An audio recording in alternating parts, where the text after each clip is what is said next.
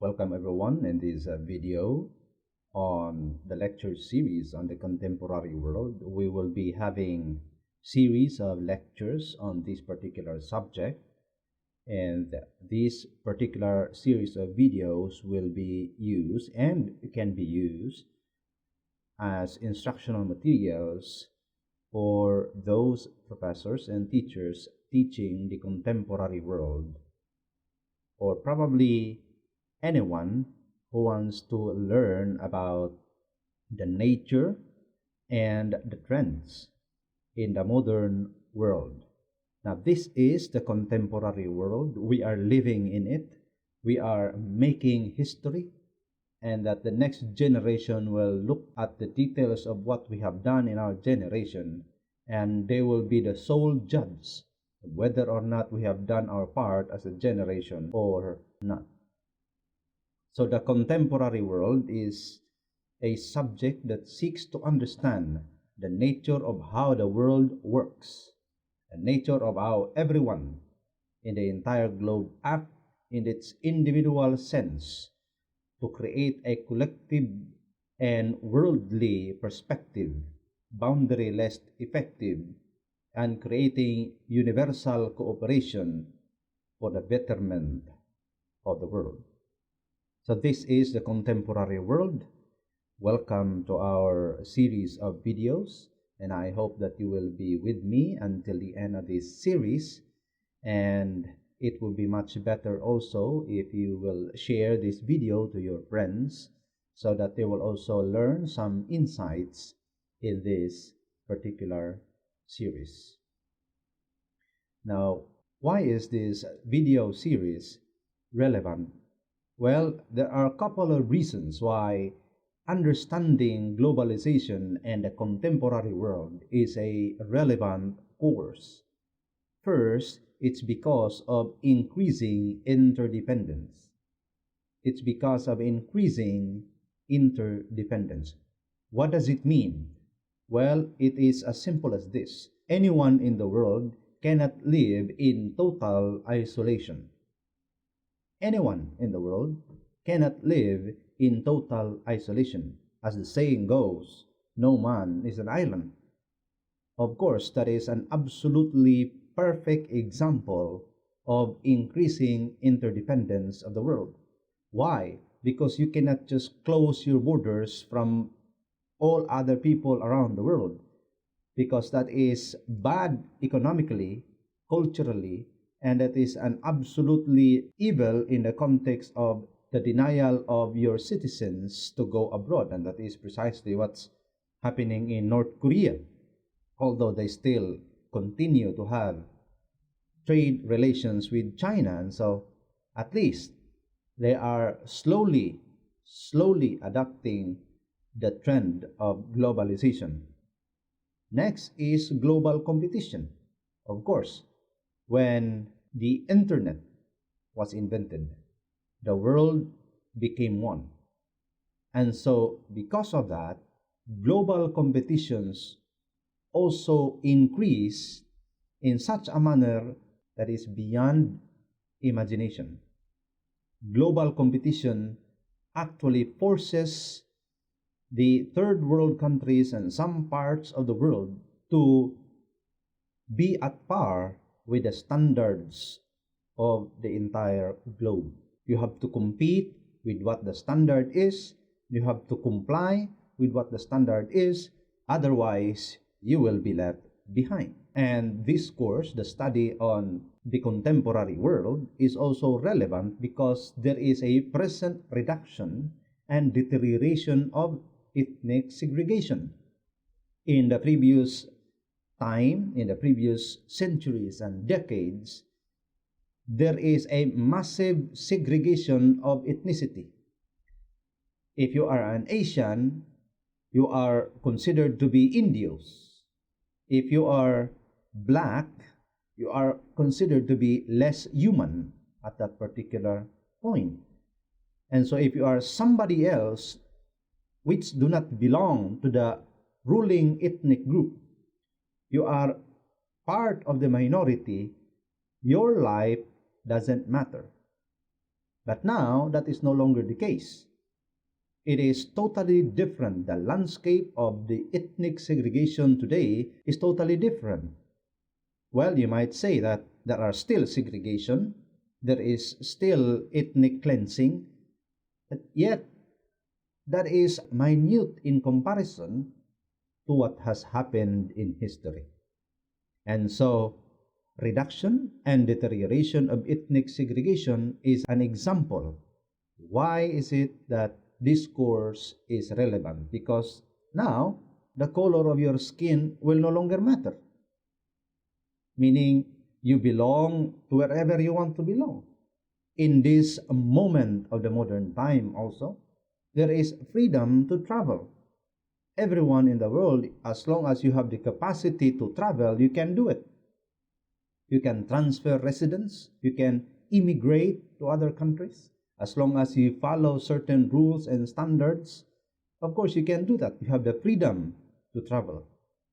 And of course, this course, this series of discussions and lecture is very important and relevant because of the unavoidable pressure of globalization.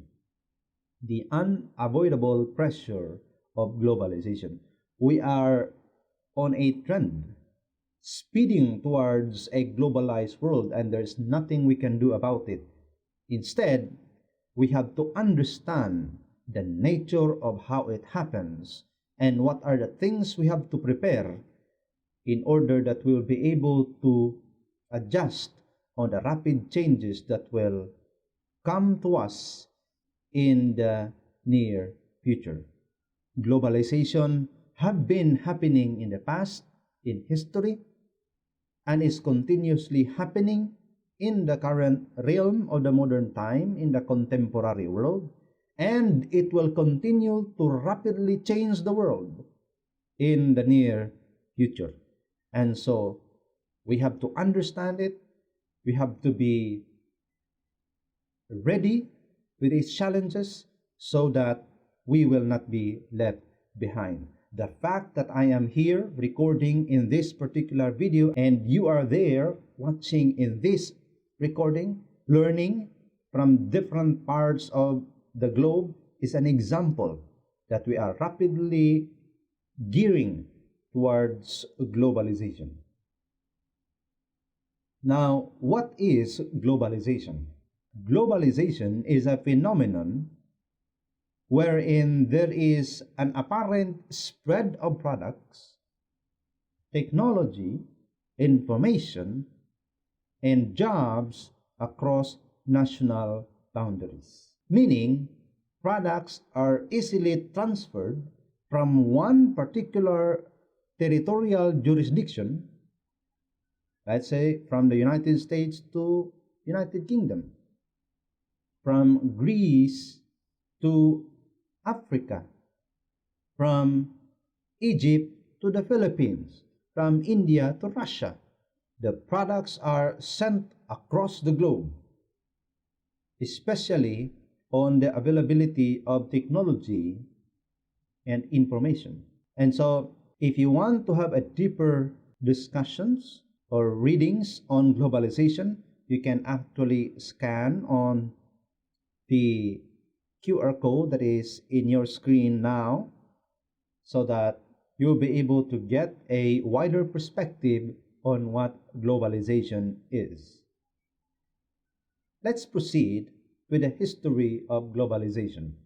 Now, as we all know, globalization is creating the world as a singular entity where there is no boundary and products spread all throughout the world without restrictions and there is freedom of travel. We might as well try to understand where in the history globalization began. Well, we can trace that one to the Silk Roads in the 1st century BC to 5th century AD, and then in 13th and 14th century AD. The Silk Road is a means by which China can have a trade deals with the European countries, especially the Roman empires and countries in the European continent. And so globalization has already begun as far as the time before Christ. And so it's a very old historical activity, the concept of globalization. But of course, they do not know that it's called globalization by that time, because it is just a recent terminology that we call universal and global tradings and exchange of goods, services, and culture is called globalization. And then we can trace also during the spice routes, if you remember that the European countries looking at spices, and in history, spices are as expensive as gold. Many of those people who travel the world is actually looking for spices. And the best example of that is Ferdinand Magellan, who actually discovered the Philippines. They came into the Philippines looking for spices. Ferdinand Magellan also is the first one to effectively circumnavigate the world just because of the spice routes. And then we also have the age of discovery, wherein Christopher Columbus actually discovered the United States of America, which was then called the New World. So the age of discovery also expanded the known world in the European continent. And then we have the first wave of globalization in the 19th century to the 1914. And during this particular era of globalization, there was a rapid expansion of steam engines in the Industrial Revolution. In the first Industrial Revolution, during this particular time, there was rapid increase in the production capacity of countries worldwide because of the adoption of engines that would help in the manufacturing of textiles and other materials. And then we have the world wars. Believe it or not, the world war is an example of globalization. Why? Because there is transport of people and goods, including services, all throughout the world. Millions and millions of soldiers were transported from all over the world, carrying with them culture, money, and all other investments that makes the entire world part of one another. And if you look at globalization on the economic standpoint, major economies drop tariff. Well, what is a tariff? Tariff are actually taxes that is levied on imported goods. Meaning, if you import goods, there will be taxes that will be imposed in that. And if you look at it, there are a lot of countries, especially the most powerful countries in the world, have actually and effectively dropped their tariffs so that globalized product can enter freely the economy. And so this is a good thing because products and competition can actually be healthy in a particular territorial jurisdiction. And so we also have this concept of globalization 4.0 that brings us today. Now, at this particular moment, where a new wave of globalization is up against us. Why? Because there is an increasingly dominated global powers like US and China. And the new frontier of globalization is the cyber world or the internet. Now, before, during the height of the Cold War, it was the United States and the Soviet Union that is a global dominating power. Now, that is no longer the case because the Soviet Union actually was dismantled in 1991. And so here we are. We have United States and China as the world dominating power in terms of trade and economy, including balance of power and military control. And the new frontier of globalization is no longer the actual world. It's already on the cyber world, the internet, the propaganda in the internet, the socialization, the availability of information, and the interconnectedness of the entire world. Digital economy is, of course, in its infancy. If you look at historical basis, digital economy is very young. In fact, it was only invented, the World Wide Web was only invented in 1997 by Tim Berners-Lee. And so if you look at it, that's only around 20 years plus. And that is a relatively young change in the world compared to what has happened thousands of years ago. And so we have here the advent of e-commerce, wherein you don't have to go to an Apple store in order that you will purchase products. You can just click and tap on your hands through your smartphones, and those products will be delivered in your doorsteps. Several digital services, including this, the one that I'm doing in this particular video. And then there is also the advent of 3D printing, wherein you don't have to purchase anything, you just print it. Probably in the near future, just print your cell phone in your 3D printers. That is the trend in the modern globalization. And is, of course, there is a problem with any globalization process, or any process for that matter. There is always backtracks and threats. While it is true that there is an enabling power in the context of artificial intelligence, but it is threatened by cross-border hackings and cyber attacks. Several times in the past, government sites, and government information were leaked because of cyber attacks and hacking. Now, what are the dangers of globalization? Number one, the economic deterioration of the third world. You might say, how does that happen? Well, it's pretty easy. When global powers, in terms of their economic capacity, exchanges and competes with each other, the most common victims are those who cannot compete with them. And so if you look at what is happening in the world today, with the rapid globalization of clothings, that it will just go on to that particular example, clothings. Globalization of clothings have actually killed industries of clothing in third world countries. Why? Because they will just import clothing from countries like the United States or China or from European countries. And so in effect, the local textile industry collapsed.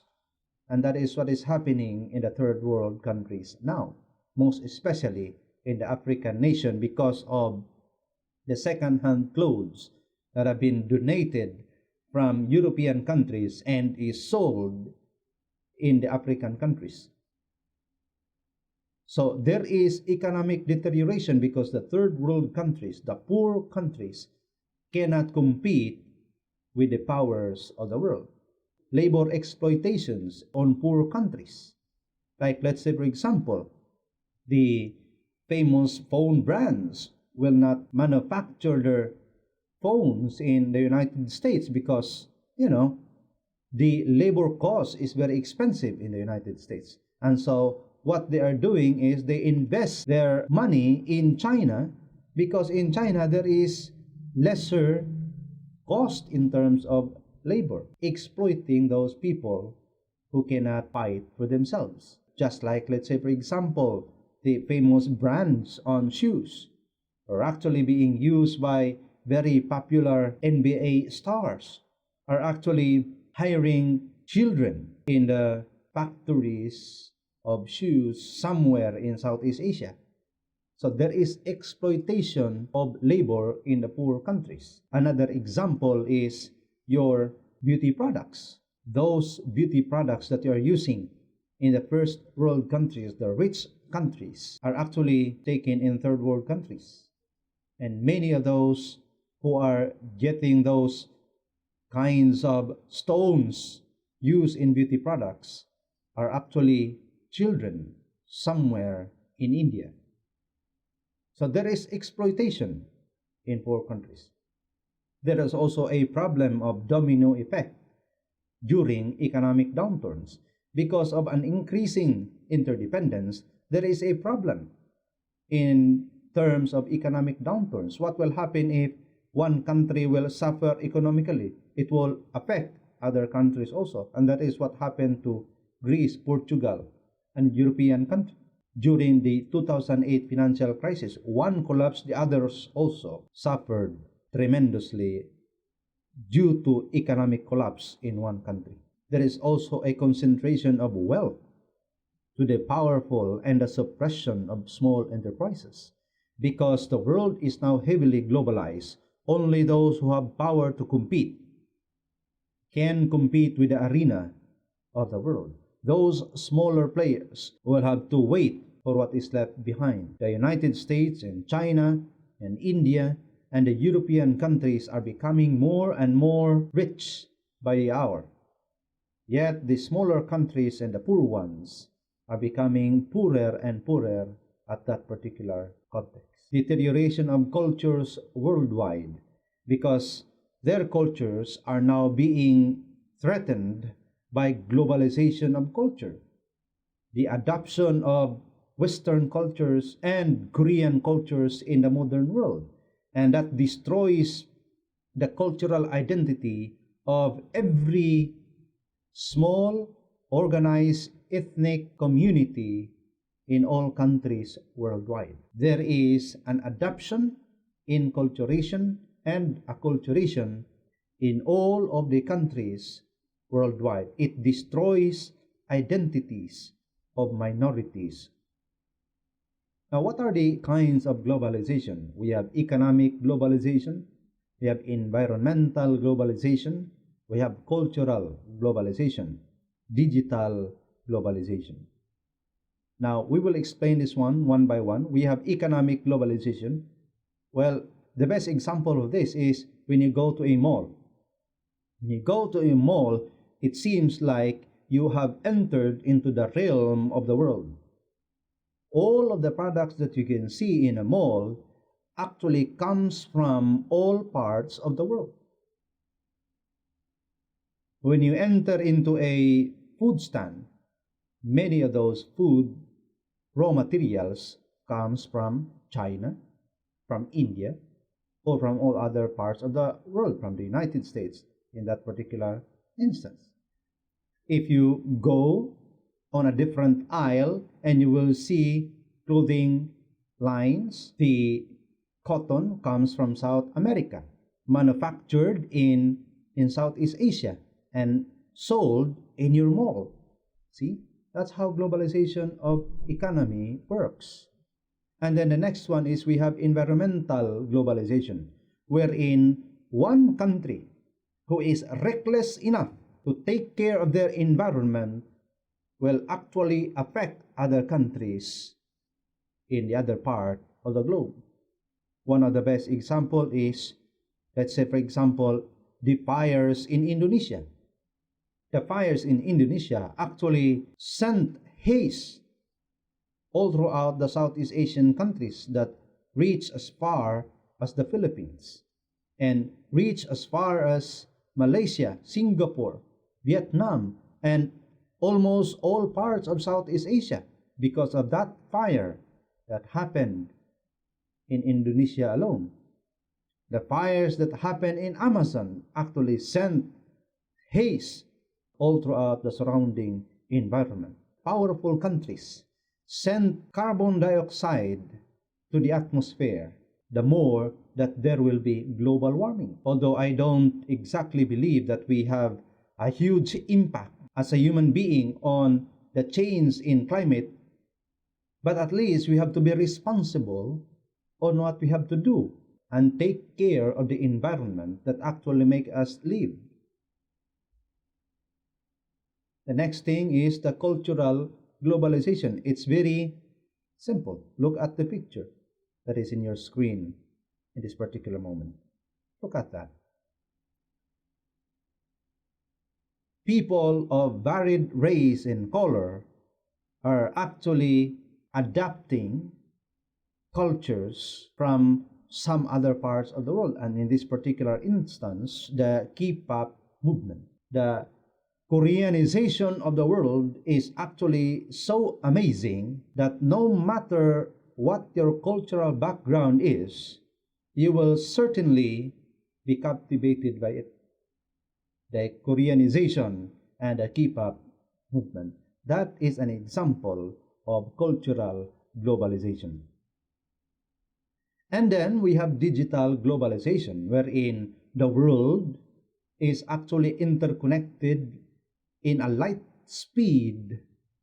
You know, in the previous centuries, if you want to send a letter, it would take probably around a year or 6 months for that matter, in order that the letter will be read and probably arrive in the destination.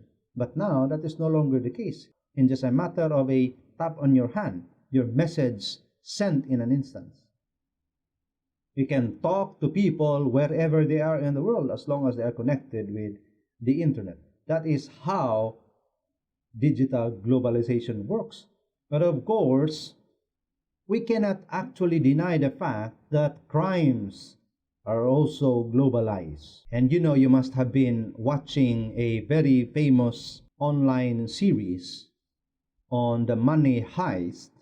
Well, this one is not a fiction. This one is a reality. This is an example of a globalization of crime. This is the Bank of Bangladesh heist. You know what happened in this particular robbery? It is so amazing that it is robbed in the front of the greatest security in the world. The Bank of Bangladesh heist actually happened in February 2016, where there was 35 instructions from hackers, which was actually traced to North Korea, which of course North Korea denied, by a SWIFT network. By the way, SWIFT network is a network that connects banks in the world. It is a very secure network. It is a very reliable network with security personnel and expert on the cybercrime and cyber hacking that is constantly monitoring those networks, because you know those are billions and even trillions of dollars that is in that particular connection. And so this is a very heavily guarded network. But there were 35 instructions from hackers that were sent by a SWIFT network, close to $1 billion from Federal Reserve Bank in New York of the account belonging to the Bank of Bangladesh. You know, the Federal Reserve Bank in New York is one of the highly guarded banks in the world, if not the most secure banks in the world. That's the reason why countries of the world actually deposit their money in the Federal Reserve Banks, because it is almost, or if not absolutely, impossible to rob. And then here we are, 5 of the fraudulent transactions were successful, and $101 million were actually robbed, where $20 million was traced to Sri Lanka. And of course, these $20 million were actually returned, and $81 million was traced to the Philippines. When those money was sent to the Philippines, it was received by RCBC Bank. It is a bank in the Philippines. And you know what happens next? It was actually sent to different casinos and then laundered into different means in order to clean probably the money.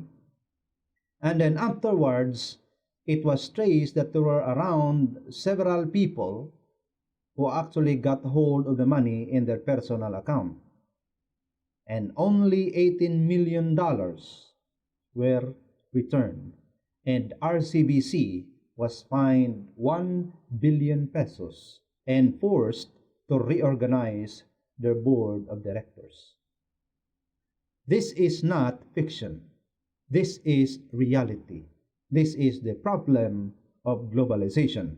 We have a globalized transaction. We also have globalized crime that is almost impossible to trace. World example of globalization, by the way, this is from technologystudents.com.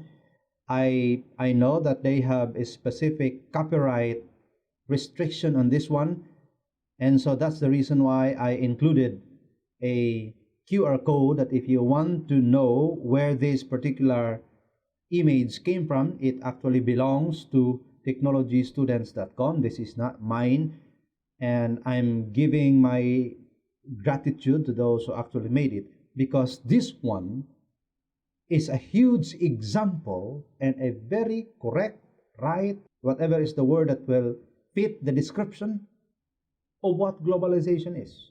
Engine is manufactured in the United Kingdom, bodywork is manufactured in China, glass is manufactured in Germany, bumpers and some accessories manufactured in Spain, drive system is manufactured in Austria, suspension from Sweden, alloys from Romania, tires from France, headlights from the United Kingdom. And so there you go, you get a car. And that is the most exact example of what globalization is. Now, if you want discussion on globalization, you can scan on the QR code so that you will be redirected into technologystudents.com. Thank you for watching. See you in the next lesson.